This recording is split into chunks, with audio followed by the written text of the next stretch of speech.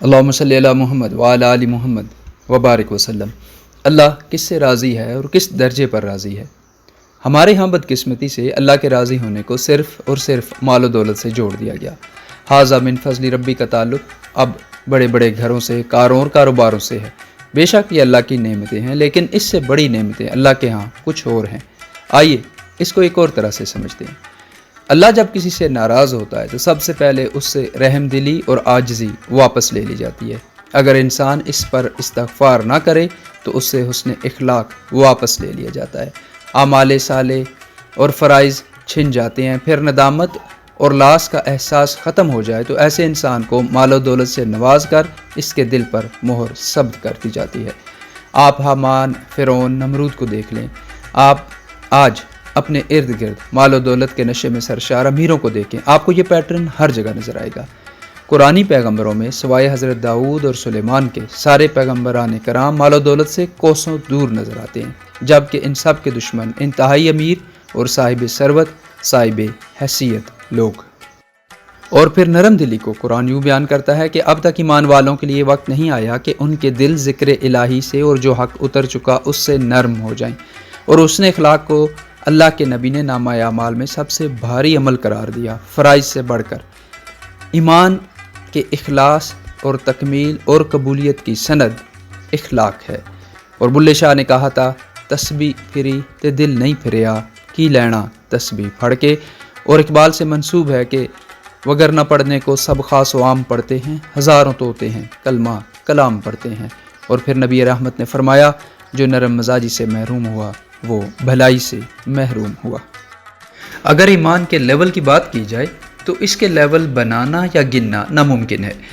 وہ اس لیے کہ ایمان ایک احساس، فیلنگ، جذبات، سوچ، قول اور عمل کا مجموعہ ہوتا ہے، اس لیے ایک انتہائی کمپلیکس چیز ہے۔ لیکن اپنی آسانی کے لیے اگر ہم 7 لیولز کی بات کریں تو عام زبان میں وہ کچھ یوں ہوں گے۔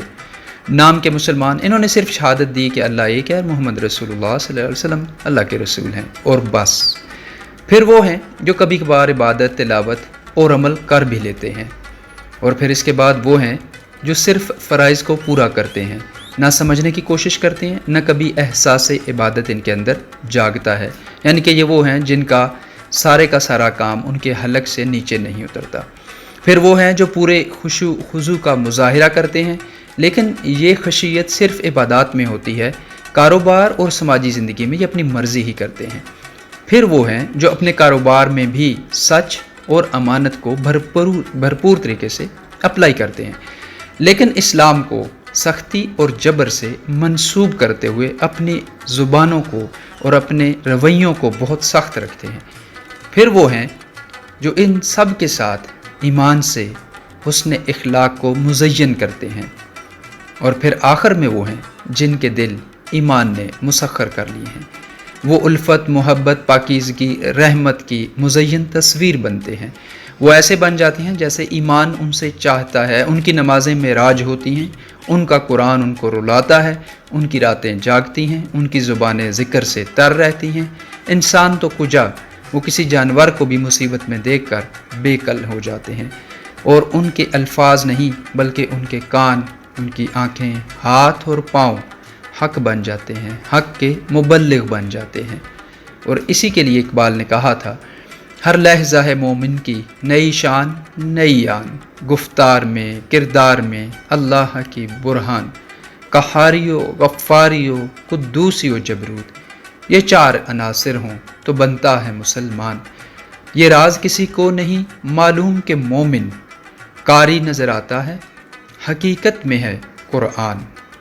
تو پگڑی، محراب، کپڑے، شعلہ بیانیہ، کتابوں پر کتابیں لکھنا، تہجد کو فرض کر لینا، سب اللہ کی بہت بہت بڑی نعمتیں ہیں، لیکن ان سب کا لٹمس ٹیسٹ نرم دلی، رحم دلی اور حسن اخلاق ہیں، اور اپنے آپ کو اس کسوٹی پر ضرور پرکھ لیں۔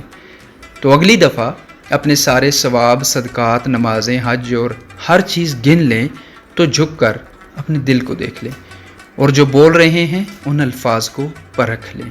آپ کو معلوم پڑ جائے گا کہ اعمال کی ساری گنتی کسی کام آ رہی ہے یا محض گنتی ہی ہے۔ اللہ تعالیٰ سمجھ عطا فرمائے، آسانیاں عطا فرمائے اور آسانیاں بانٹنے کی توفیق عطا فرمائے، آمین یا رب العالمین۔